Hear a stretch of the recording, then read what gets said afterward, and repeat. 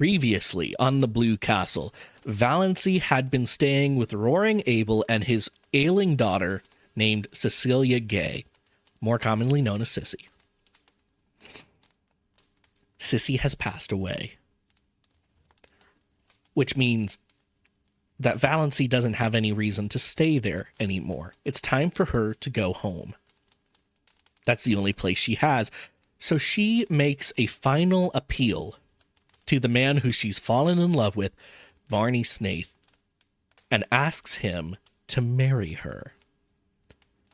He agrees, saying, "You know, I don't love you, but you always were a pretty little thing." Which is just classic male understatement, right? So, that is the end of the last chapter we read. That gets you pretty much up to speed. Also, she did tell Barney about her diagnosis and how she only has about a year to live. So he accepted the marriage knowing that. Keep that in the back of your mind. I don't know if it'll be that important, but we will see. So we're getting into the Blue Castle chapter 26.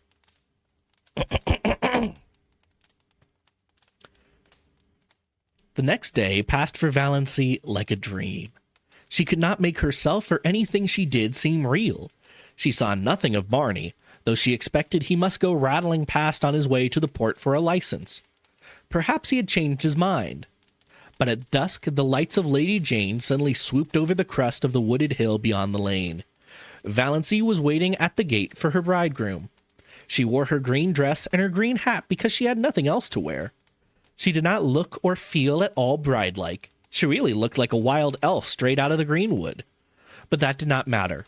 Nothing at all mattered, except that Barney was coming for her. "Ready?"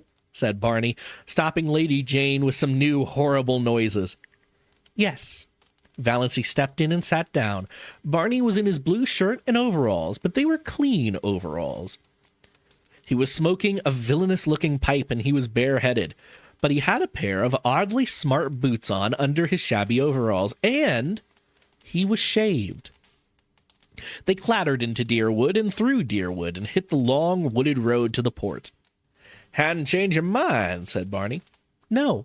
Have you?" "No." That was their whole conversation on the 15 miles. Everything was more dreamlike than ever. Valancy didn't know whether she felt happy or terrified or just a plain fool. Then the lights of Port Lawrence were about them. Valancy felt as if she were surrounded by the gleaming, hungry eyes of hundreds of great stealthy panthers. Barney briefly asked where Mr. Towers lived, and Valancy as briefly told him. They stopped before the shabby little house in an unfashionable street. They went into the small shabby parlor. Barney produced his license, so he had got it. Also a ring. This thing was real. She, Valancy Sterling, was actually on the point of being married. They were standing up together before Mr. Towers. Valancy heard Mr. Towers and Barney saying things. She heard some other person saying things.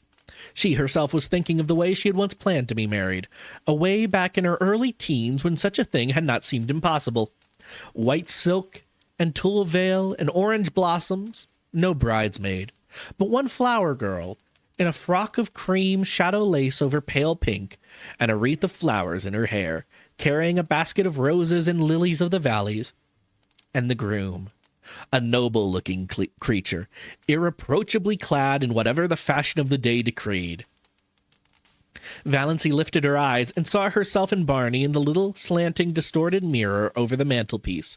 She in her odd, unbridled green hat and dress. Barney in shirt and overalls. But it was Barney. That was all that mattered. No veil, no flowers, no guests, no presents, no wedding cake, but just Barney. For all the rest of her life, there would be Barney. "Mrs. Snaith, I hope you will be very happy," Mr. Towers was saying. He had not seemed surprised at their appearance, not even at Barney's overalls. He had seen plenty of queer weddings up back, and he did not know Valancy was one of the Deerwood Sterlings. He did not even know that there were Deerwood Sterlings. He did not know Barney Snaith was a fugitive from justice. Really, he was an incredibly ignorant old man. Therefore he married them, and gave them his blessings very gently and solemnly, and prayed for them that night after they had gone away. His conscience did not trouble him at all. What a nice way to get married, Barney was saying as he put Lady Jane into gear. No fuss and flub-dub. I never supposed it was half so easy. For heaven's sake, said Valancy suddenly, let's forget we're married and talk as if we aren't. I can't stand another long drive like the one we had coming in. Barney howled and threw Lady Jane into high with an infernal noise. And I thought I was making it easy for you. You didn't seem to want to talk. I didn't, but I wanted you to talk. I don't want you to make love to me, but I want you to act like an ordinary human being.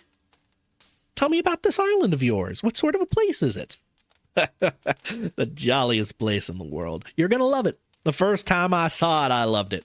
Old Tom McMurray owned it back then. He built a little shack on it, lived there in the winter, and rented it to Toronto people in summer. I bought it from him. Became, by that one simple transaction, a landed proprietor owning a house and an island. There is something so satisfying in owning a whole island. And isn't an uninhabited island a charming idea? I'd wanted to own one ever since I'd read Robinson Crusoe. It seemed too good to be true. And beauty! Most of the scenery belongs to the government, but they don't tax you for looking at it. And the moon belongs to everybody. Oh, you won't find my shack very tidy, though. I suppose you'll want to make it tidy. Yes, said Valancy honestly. I have to be tidy. I don't really want to be, but untidiness hurts me. Yes, I'll have to tidy up your shack. Oh, I was prepared for that, said Barney with a hollow groan. But, continued Valancy relentlessly, I won't insist on your wiping your feet when you come in. No, you'll only sweep up after me with the air of a martyr, said Barney. Well, anyway, you can't tidy the lean-to. You can't even enter it. The door will be locked, and I shall keep the key. Bluebeard's chamber, said Valancy. I shan't even think of it. I don't care how many wives you have hanging up in it, so long as they're really dead. Dead as doornails. You can do as you like in the rest of the house. There's not much of it. Just one big living room and one small bedroom. Well built, though. Old Tom loved his job. The buildings of our house are cedar, and the rafters are fir. Our living room windows face west and east. It's wonderful to have a room where you can see both sunrise and sunset. I have 2 cats there, a Banjo and Good Luck. Adorable animals. Banjo's a big, enchanting gray devil cat. Striped, of course. I don't care a hang for any cat that hasn't stripes. I never knew a cat who could swear as genteelly and as effectively as Banjo. His only fault is that he snores horribly when he's asleep. I feel like I've made Barney more southern than I have on previous outings, but that's okay. He's matching it right now. Now, Luck is a dainty little cat, always looking wistfully at you as if he wanted to tell you something. Maybe he'll pull it off sometime.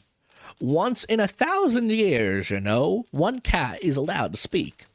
And my cats are philosophers. Neither of them ever cries over spilt milk.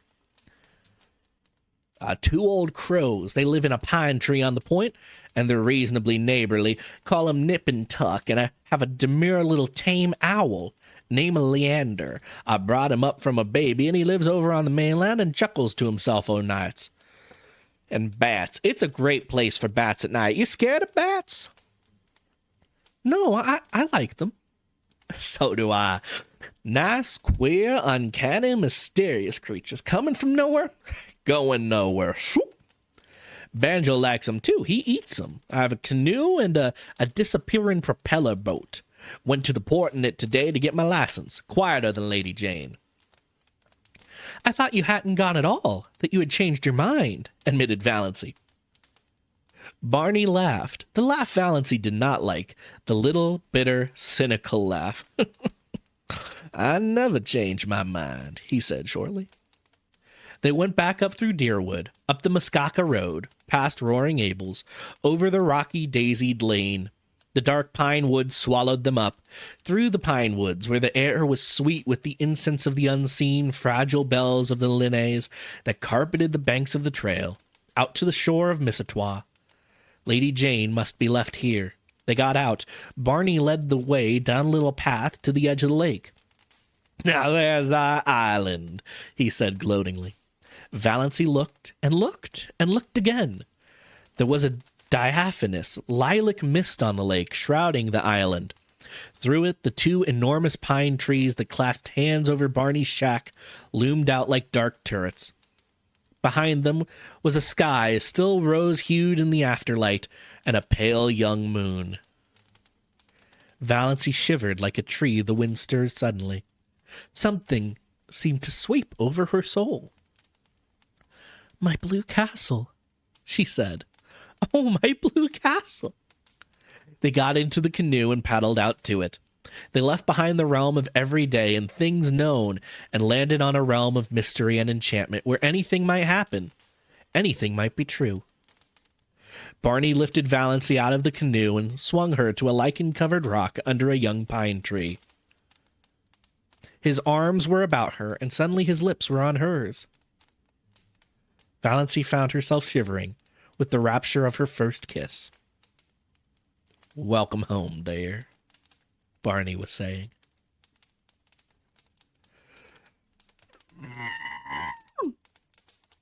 Oh, it's so good. It's so good. Fine. If the book ended here, Valancy would have got the ending she deserved already. If the book ends here, I would be happy. There's another half of a book, though. What are we doing with another half of a book here? I don't know. Oh, my gosh. Oh, my gosh. So happy. This is the good stuff, folks. This is the good stuff. All right.